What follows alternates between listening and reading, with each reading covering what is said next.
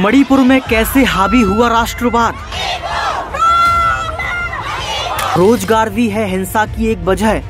बात करते हैं हाल ही में अशांति क्यों उत्पन्न हुई मणिपुर में, फिर हिंसा का समाधान है क्या। जानिए मणिपुर के संपूर्ण इतिहास को इस खास रिपोर्ट में। नमस्कार, मैं राकेश मोहन सिंह और आप देख रहे हैं नेक्स्ट 9 न्यूज। हम अपने इस खास कार्यक्रम में बात करेंगे आज मणिपुर। आखिर क्यों मणिपुर अपने ही लोगों की हिंसा का शिकार हो गया।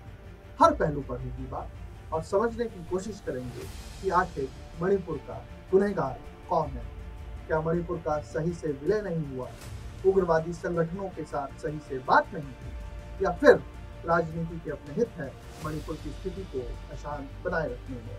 आज के राजनीतिक परिप्रेक्ष्य से लेकर मणिपुर के भूतकाल के तहखाने तक में झांकने की कोशिश करेंगे अपनी इस खास रिपोर्ट में।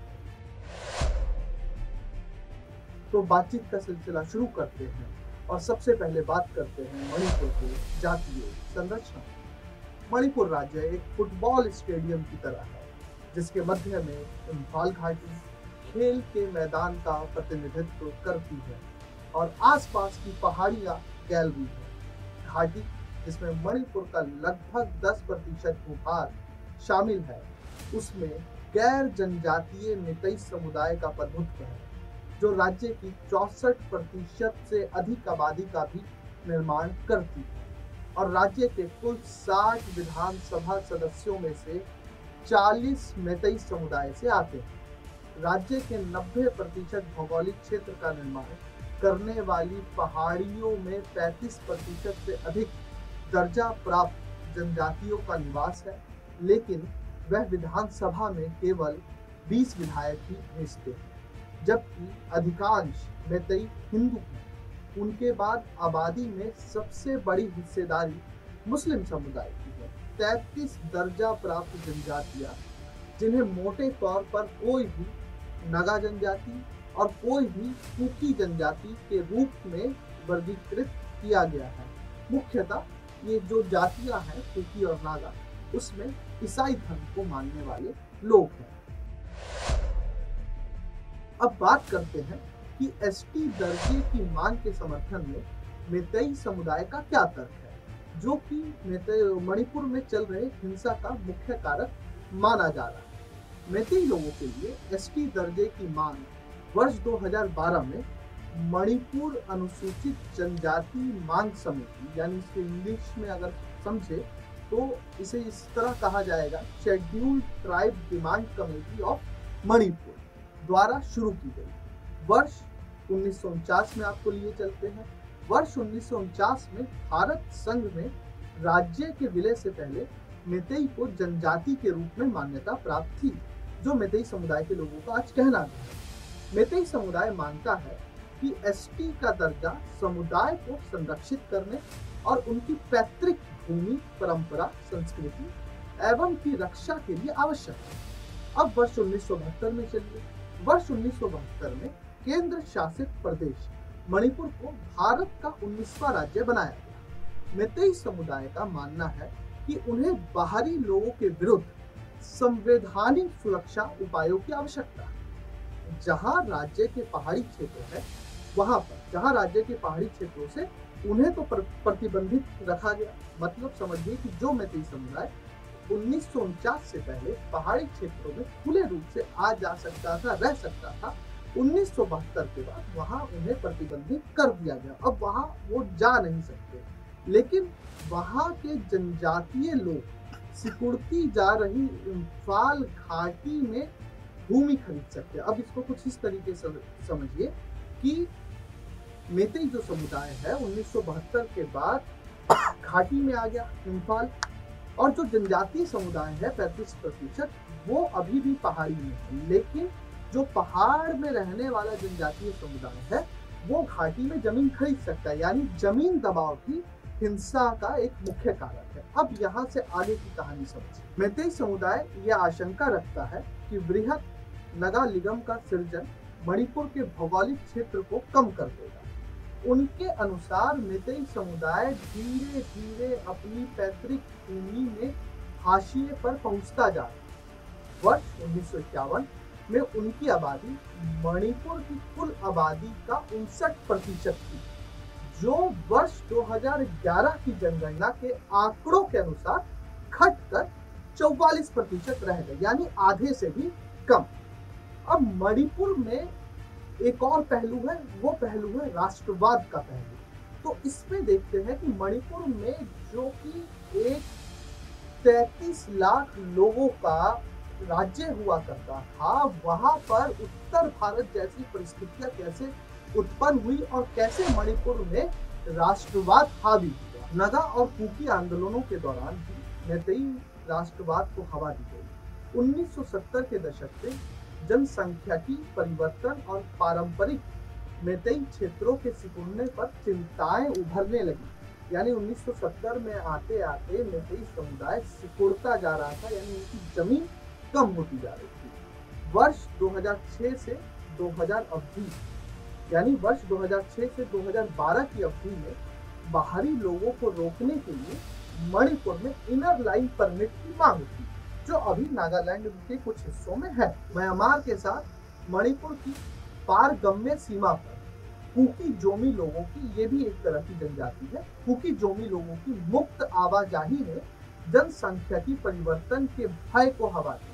यानी आप इसको कुछ इस तरह से समझिए कि अगर आप उत्तर भारत में बात करेंगे तो उत्तराखंड को लीजिए। उत्तराखंड का जो हरिद्वार का रीजन है, वहां पर जिस तरीके से अल्पसंख्यक समुदाय की जनसंख्या बढ़ रही है, उसी तरह मणिपुर में भी एक 70 के दशक में कुकी जोमी लोगों की जो मुक्त आवाजाही हुई, जिसने वहां पर एक पॉपुलेशन डिसबैलेंस को पैदा किया। तो वो भी एक मैतेई समुदाय के अंदर भय को उसने पैदा किया कि अगर इन लोगों की जनसंख्या बढ़ती चली गई तो हमारी जनसंख्या कम होती जाएगी, हमारा प्रभुत्व कम होता जाएगा। यानी जंग का एक ये भी कारण था कि वर्चस्व की मांग, प्रभुत्व का कम हो। अब आगे की कहानी सुनिए। मणिपुर की जनसंख्या की वृद्धि दर वर्ष 1941 से लेकर 1951 का जो वर्ष रहा, एक पूरा दशक, उसमें 12.8%, जो वर्ष 1951 से लेकर 61 के दौरान बढ़कर 35.04% हो गई और वर्ष 1971 से लेकर 81 के दशक तक 37.56% हो गई, जब परमिट प्रणाली को समाप्त कर दिया गया। अब एक और घटना है या एक और एक कारक है जिसकी वजह से हिंसा व्यापक तौर पर फैल रही है, और वो कारण है रोजगार। मणिपुर में जो सरकार है वो सबसे बड़ी नियोक्ता है, यानी जो नौकरियां मणिपुर में पैदा हो रही है, और अनुसूचित जनजातियों के लिए नौकरियों में आरक्षण एक तुलनात्मक लाभ का सृजन करता है। अब संरचना विकास मणिपुर में अवसरों के द्वार खोलेगा, जिसमें मुख्य भूमिका रेलवे आने वाले समय में निभाने वाला है।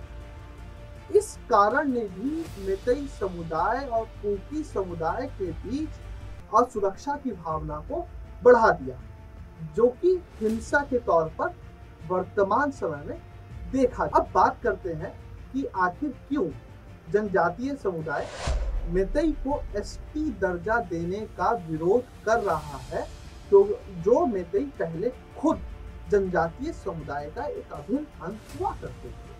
मैतेई समुदाय जनसंख्यिकी एवं राजनीतिक लाभ की स्थिति रखता है, यानी एक तरीके से आप बात कीजिए तो पॉपुलेशन यानी जनसंख्या और पॉलिटिक्स में इंटरफेरेंस मैतेई समुदाय का बहुत ज्यादा है।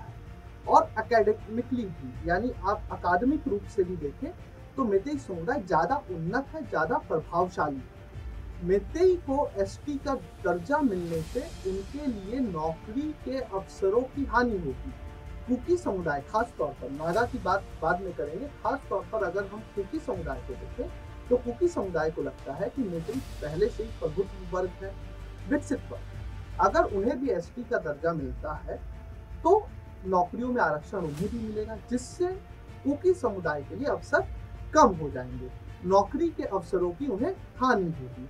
और एक और इसमें बड़ा कारक है कि अगर एसटी का दर्जा मैतेई को मिलता है तो इनर लाइन परमिट का जो अवरोधक है उनके सामने वो भी नहीं, उनसे उन्हें पहाड़ी क्षेत्रों में भूमि प्राप्त करने तथा जनजातीय लोगों को वहां से बेदखल करने का अवसर मिलेगा। मैतेई लोगों की जो भाषा है मेतेई या मणिपुरी। मेतेई लोग खास तौर पर दर्शकों दो भाषा बोलते हैं, जिसे हम मेतेई या मणिपुर के नाम से जानते हैं। संविधान की 8वीं अनुसूची में शामिल है और उनमें से कई की SC, OBC या EWS दर्जे से जुड़े लाभों तक पहुंच है। यानी मेतेई भी एक समुदाय है, उसमें कई वर्ग है जो कि schedule caste, other backward class और इकोनॉमिकल वीकर सेक्शन में आते हैं और वहां से उन्हें लाभ जो SC, OBC या EWS को मिलते हैं उन्हें मिलता है। अब कुकी और नगा जो दोनों समुदाय के लोग हैं वो ये ध्यान दिलाते हैं कि जनजातीय क्षेत्र राज्य के भौगोलिक क्षेत्र का 90% है। यानी जो मैंने पहले ही बात की कि जमीनी दबाव का असर है। जो मेतेई है वो 10% हिस्से में रहते हैं, जो कुकी नागा है वो लगभग जो मणिपुर का कुल वर्ग किलोमीटर है उसके 90% हिस्से में रहते हैं।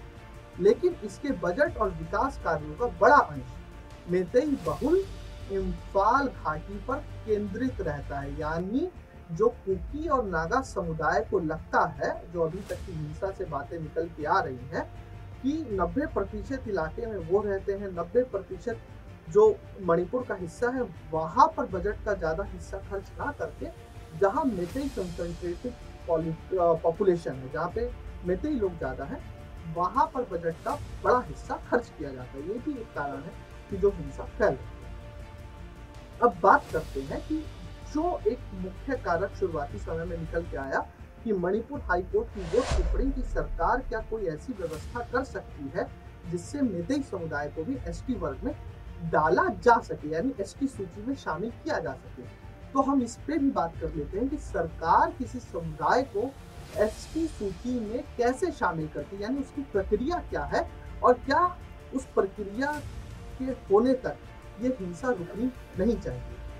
अब राज्य सरकारें जनजातियों को अनुसूचित जनजाति की सूची में शामिल करने के लिए अनुशंसा करती है। यानी जो राज्य सरकार है वो अनुशंसा करेगी कि हम इस डिफाइन जो कास्ट है या डिफाइन जो पॉपुलेशन है उसको अनुसूचित जनजाति में डालना चाहते हैं। राज्य सरकार की अनुशंसा के बाद जनजातीय कार्य मंत्रालय उसकी समीक्षा करता है कि असल में उसको जरूरत है भी या नहीं, और उन्हें गृह मंत्रालय के तहत भारत के रजिस्ट्रार जनरल के अनुमोदन के लिए भेजता है। अनुमोदन के बाद इसे राष्ट्रीय अनुसूचित जनजाति आयोग को भेजा जाता है और फिर अंतिम निर्णय के लिए केंद्रीय मंत्रिमंडल के समक्ष प्रस्तुत किया जाता है। एक बार जब मंत्रिमंडल इसे अंतिम रूप प्रदान कर देता है तब वह संविधान अनुसूचित जाति आदेश 1950 और आदेश 1950 में संशोधन के लिए संसद में एक विधेयक पेश करता है। यानी जो प्रक्रिया राज्य से शुरू होगी वो अंत में संसद में पहुंचेगी। इसलिए दर्शकों संसद में भी हंगामा चालू है। ये एक कारण है कि जो मणिपुर एक जो अभी तक लोग जानते नहीं थे, वो उस कारण से दिल्ली की जो संसद है वहां पर माहौल गर्म है, जिस कारण वहां पे अविश्वास प्रस्ताव भी आया। तो मूल कारण ये है कि संसद में भी जब ये विधेयक पहुंचेगा उसके बाद जो केंद्र में बैठे लोग हैं, जो संसद में बैठे लोग हैं, उसमें बहस होगी। उसकी प्रक्रिया जान लेते हैं। संशोधन विधेयक को लोकसभा और राज्यसभा द्वारा पारित कर दिए जाने के बाद यानी वोटिंग होगी, क्योंकि आपको दर्शकों बता दें कि ये कॉन्स्टिट्यूशनल अमेंडमेंट प्रोसेस है। यहाँ पे कॉन्स्टिट्यूशन अमेंड किया जाएगा। जो 1950 अनुसूचित जनजाति आदेश है वहां पे अमेंड किया जाएगा, और जो कॉन्स्टिट्यूशन अमेंडमेंट जितने भी भारत सरकार के अध्यादेश विधेयक होते हैं उसके लिए राज्यसभा और लोकसभा दोनों में उसका 2/3 बहुमत से पास होना जरूरी है। इसलिए ये जो विधेयक है, अगर किसी राज्य को किसी अपने राज्य के समुदाय को अनुसूचित जनजाति में शामिल करना है तो उसे संसद भेजना पड़ेगा। और ये कंकरेंट लिस्ट का मसला है, और कंकरेंट लिस्ट जिसे हम समवर्ती सूची भी बोलते हैं उससे भी थोड़ा ऊपर का मसला है, क्योंकि अंतिम निर्णय संसद और राष्ट्रपति, संसद के बाद राष्ट्रपति के पास होता है। तो आगे की प्रक्रिया जान लेते हैं। संशोधन विधेयक को लोकसभा और राज्यसभा में बहस के बाद 2/3 बहुमत के साथ पास कर दिया जाएगा। उसके बाद राष्ट्रपति कार्यालय संविधान के अनुच्छेद 341 और 342 के तहत इस पर अंतिम निर्णय लेता है। यानी जब संसद से राष्ट्रपति के पास भेजा जाता है तो राष्ट्रपति भी कॉन्स्टिट्यूशन एक्ट जो है 341 और 342 के बाद इस पर आखिरी मोहर लगाते हैं। अब बात करते हैं कि हाल की जो अशांति है, यानी जो हालिया अशांति क्यों उत्पन्न हो गई, उसके पीछे के और बड़े कारण क्या है। तो जैसे मैंने आपको इस रिपोर्ट में पहले भी बताया कि वन क्षेत्र एक मुख्य कारण है। तो वन क्षेत्रों से जनजातीय लोगों की बेदखली और मितई के लिए एसटी दर्जे की मांग हाल के सबसे प्रमुख प्रेरक कारक रहे हैं। यानी कुकी समुदाय को लगता है कि मितई को अगर एसटी का दर्जा मिला तो उनका प्रभुत्व, राजनीतिक इंटरफेरेंस इतनी अधिक है कि उनको पहाड़ी क्षेत्र छोड़कर जाना पड़ेगा। पिछले एक दशक से विभिन्न मुद्दों को लेकर मितई समुदाय और जनजातीय समूहों के बीच विभाजन बढ़ा है, कम नहीं हुआ, बढ़ा है। यानी पिछला एक दशक अगर हम बात करें तो आप इसको लगभग ऐसे समझिए कि 2013 के आसपास का वो दौर था जब जनजातीय समुदाय और मितई समुदाय के बीच जो अवसाद की भावना है वो बढ़ी है। परिसीमन प्रक्रिया में विद्यमान समस्याएं, यानी वर्ष 2020 में जब केंद्र ने राज्य में वर्ष 1973 के बाद से पहली परिसीमन प्रक्रिया शुरू की तो मितई समुदाय ने आरोप लगाया कि इसके लिए उपयोग किए गए जनगणना के आंकड़े जनसंख्या विभाजन को सटीक रूप से नहीं दर्शाते। दूसरी ओर जनजातीय समूह कुकी और नागा का दावा था कि राज्य की आबादी में उनकी हिस्सेदारी 40% हो गई है, लेकिन विधानसभा में उनका प्रतिनिधित्व कम है। यानी इस पूरे जंग में एक किस्सा प्रतिनिधित्व का किस्सा भी है। यानी कुकी और नागा चाहते हैं कि जो 20 विधायक उनकी तरफ से चुन कर जाते हैं उनकी भी संख्या बढ़े, उनका राजनीतिक प्रतिनिधित्व बढ़े। अब जो दूसरी समस्या निकल के आई है, पड़ोसी क्षेत्र से प्रवासियों की घुसपैठ, ये भी एक मुख्य कारण है। म्यांमार में, अब आप समझिए इसका अंतर्राष्ट्रीय जुड़ाव कहाँ है। आपको याद होगा म्यांमार में फरवरी 2021 और उस दौर का सैन्य तख्तापलट। तो जब म्यांमार में फरवरी 2021 के सैन्य तख्तापलट के कारण भारत के पूर्वोत्तर में शरणार्थी संकट उत्पन्न हुआ, यानी 2021 में जब म्यांमार में वहां पर तख्तापलट सैनिकों ने शासन को अपने हाथ में ले लिया, तो जो मणिपुर का हिस्सा म्यांमार से लगता है वहां से लोग भारत आना शुरू किए।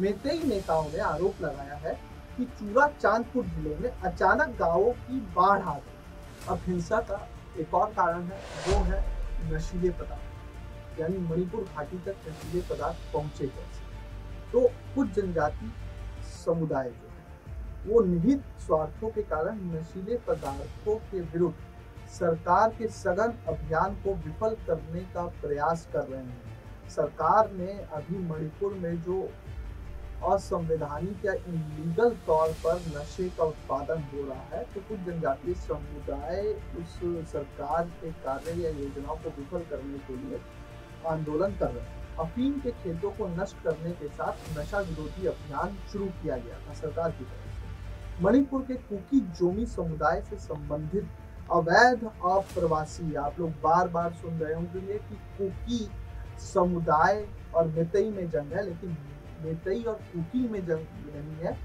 मणिपुर में एक और कुकी समुदाय है जिसे हम बोलते हैं कुकी जोमी समुदाय। तो जो अभी जो विद्रोह चल रहा है वो कुकी जोमी समुदाय का एक बड़ा हाथ उसमें हो सकता है। तो कुकी जोमी समुदाय मुख्य रूप से अवैध अप्रवासी उन्हें कहा जा रहा है और जमीनों पर वो नशीले पदार्थों का व्यापार और खेती कर रहे हैं। हाल की जो अशांति है आखिर क्यों है, तो इस पे बात करते हैं। तो पहला हिंसक विरोध तब भड़क उठा जब एक कुकी ग्राम के निवासियों को वहां से बेदखल किया गया। चूरा चांदपुर फिर से आ गया, चूरा चांदपुर जहाँ सबसे ज्यादा हिंसा हो रही है। चूरा चांदपुर और खोपुम संरक्षित वन क्षेत्र है के 38 गांव अवैध बस्ती करार दिए गए और उसके निवासी अतिक्रमणकर्ता जिन्होंने अफीम की खेती और नशीली दवाओं के कारोबार के लिए आरक्षित एवं संरक्षित वनों तथा वन्य जीवों अभयारण्यों का अतिक्रमण किया है। कुकी समूहों ने दावा किया कि सर्वेक्षण और निष्कासन अनुच्छेद 371 सी का उल्लंघन है क्योंकि कुकी पहाड़ी क्षेत्र के निवासी हैं। दर्शकों, आपको बता दूं 371C एक तरीके से स्पेशल परमिट है जनजातीय समुदाय के संरक्षण के लिए, कि अगर आप जनजातीय समुदाय के क्षेत्र में जाते हैं तो आपको परमिशन लेनी पड़ेगी। और जनजातीय समुदाय के कल्चर संस्कृति को बचाए रखने के लिए 371C देश के कुछ राज्यों में के कुछ हिस्सों में लागू है, मणिपुर में पहाड़ी क्षेत्रों में। अनुच्छेद 371C मणिपुर विधानसभा की एक समिति के निर्माण का प्रावधान करता है, जिसमें राज्य के पहाड़ी क्षेत्रों से चुने गए सदस्य शामिल होंगे और उस समिति के उपयुक्त कार्यकारण की जिम्मेदारी राज्यपाल की होगी। राज्य सरकार 2 कुकी चरमपंथी समूहों के साथ हस्ताक्षरित अभियान निलंबन समझौते से बाहर निकल गई है, क्योंकि वह प्रदर्शनकारियों को उकसाने से संलग्न पाए गए हैं। बात करते हैं मणिपुर के भूगोल और मणिपुर के हिंसा के इतिहास के बारे में। मणिपुर में 16 जिले हैं, लेकिन आमतौर पर राज्य को घाटी और पहाड़ी जिलों के रूप में विभाजित किया गया है। इम्फाल पूर्व, इम्फाल पश्चिम, थोबल, बिष्णुपुर और कचिंग जैसे आज की घाटी जिले निंगथौजा राजवंश द्वारा शासित पूर्ववर्ती कांगलीपाक राज्य के अंग थे। मणिपुर घाटी छोटी छोटी पहाड़ियों से घिरी हुई है।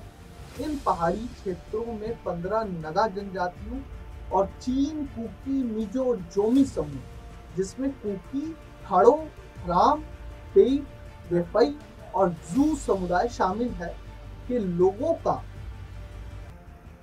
निवास है। कांगलीपाक राज्य, जो उस समय एक ब्रिटिश संरक्षित राज्य था, पर उत्तरी पहाड़ियों से नीचे उतर के आते नगा जनजातियों द्वारा बार बार हमला किया जाता। मणिपुर के ब्रिटिश राजनीतिक एजेंट ने इस समस्या के समाधान के लिए मेतेई और नागाओं के बीच एक बफर के निर्माण के उद्देश्य से बर्मा की कुकी चीन पहाड़ियों से कुकी जोमी समुदाय के लोगों को आमंत्रित किया। यानी इस पूरे हिंसा में ब्रिटिश औपनिवेशिक काल का भी एक बहुत बड़ा योगदान है, या यूं कह लीजिए बहुत बड़ा ब्रिटिशर्स का कारण है कि जिसकी वजह से ये मणिपुर अभी तक शांत नहीं हो पाया।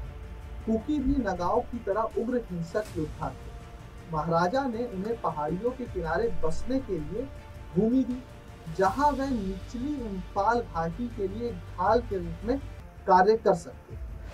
अब बात करते हैं कुकी मेतेई विभेद के बारे में। पहाड़ी समुदायों और मेतेई लोगों के बीच राजवंश शासन के समय से ही जातीय तनाव रहा।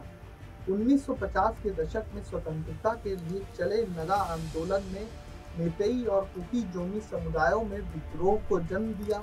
कुकी जोमी समूहों ने 1990 के दशक में कुकी लैंड की मांग करने के लिए अपना सैन्यकरण किया। इसने उन्हें मेतेई से अलग कर दिया, जिनकी पहले उन्होंने रक्षा की थी। आप जो अभी हिंसा के दौरान सुन रहे होंगे स्पेशल एडमिनिस्ट्रेशन या सेपरेट एडमिनिस्ट्रेशन, तो ये सेपरेट एडमिनिस्ट्रेशन की मांग आज की नहीं है। ब्रिटिश दौर से और राजवंश दौर से ये सेपरेट एडमिनिस्ट्रेशन की मांग चल रही है। और मेतेई की सुरक्षा जो पहले कुकी करते थे, आज मेतेई और कुकी आमने सामने हैं। अब आ जाता है वर्ष 1993।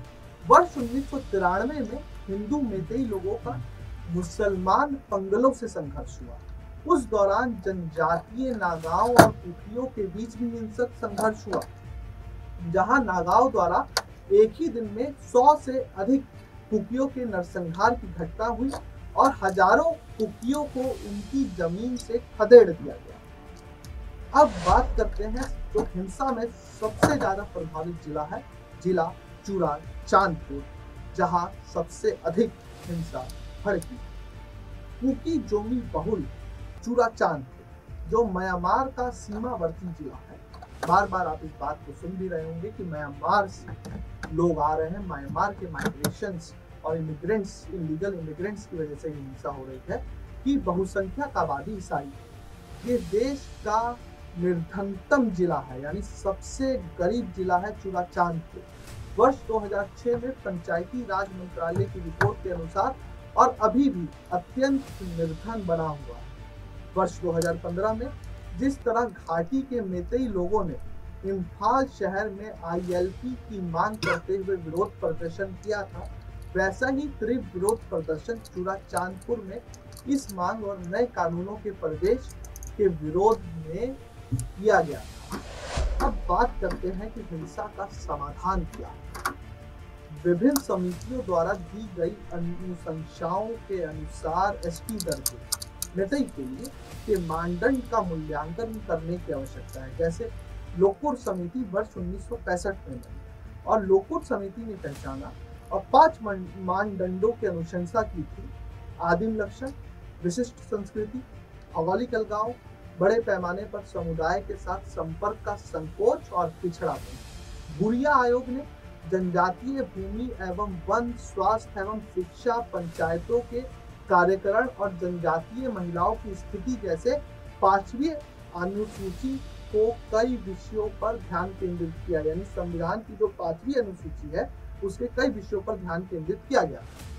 वर्ष 2013 में प्रोफेसर वर्जीनियस शाशा की अध्यक्षता में एक उच्च स्तरीय समिति का गठन किया गया, जिसे जनजातीय समुदाय से संबंधित 5 महत्वपूर्ण मुद्दों के अध्ययन का कार्य सौंपा गया: आजीविका एवं रोजगार, शिक्षा, स्वास्थ्य, अनैच्छिक विस्थापन एवं प्रवासन और विधिक एवं संवैधानिक मामले। स्थानीय निवास की पहचान के लिए सीमावर्ती क्षेत्रों के लोगों की पहचान पर नजर बनाए रखने की आवश्यकता है।